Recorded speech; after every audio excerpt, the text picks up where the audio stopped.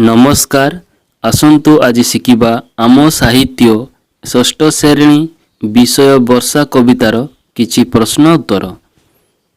1 number निम्नलिखित प्रश्नगुड़िकर उत्तर कुह।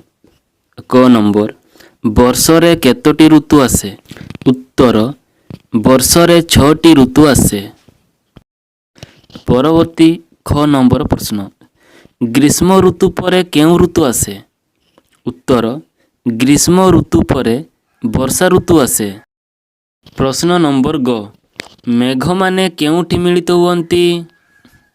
उत्तर मेघ माने शून्य पथरे बा आकाशरे मिलित हुअन्ति।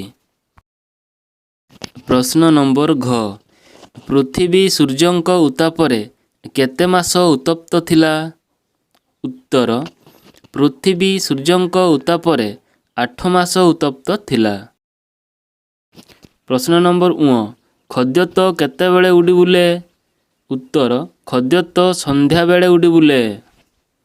2 नंबर क मेघमाल किपरि भाबरे जलवर्षा कले? उत्तर महाशून्य मेघमाने बिजुली और घड़घड़ी शब्द सह मिलित हेले परे भीषण शब्द करी मेघमाने जलवर्षा कले। ख नंबर प्रश्न गर्जंती आवरीण पानी एठारे किए गर्जिबा कथा कुआ जायछि? उत्तर गर्जंती आवरीण पानी एठारे बेंग गर्जिबा कथा कवि कहिसंती। वर्षार गर्जन शुणी बेंग माने जलाशयर चतुर्पार्श्वरे रही राब करंती।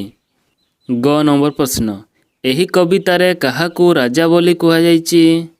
उत्तर एही कवितारे पृथ्वी को राजा बोली कुहा जायछि। प्रश्न नंबर घ वर्षा ऋतु को सकल ऋतुंकर सार बोली कवि काहीकि कहिसंती?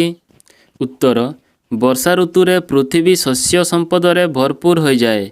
वर्षा ऋतुर जलदान फलरे विभिन्न प्रकार खाद्य शस्य उत्पन्न हुए। पानी और उद्भिद जगतर जलकष्ट खाद्यभाव दूर हुए। तेणु कवि समस्त ऋतुंक मध्यरे श्रेष्ठ बोली कहिसंती। मयूर काहाकू चाहि नृत्य करे? उत्तर मयूर मेघकू चाहि नृत्य करे।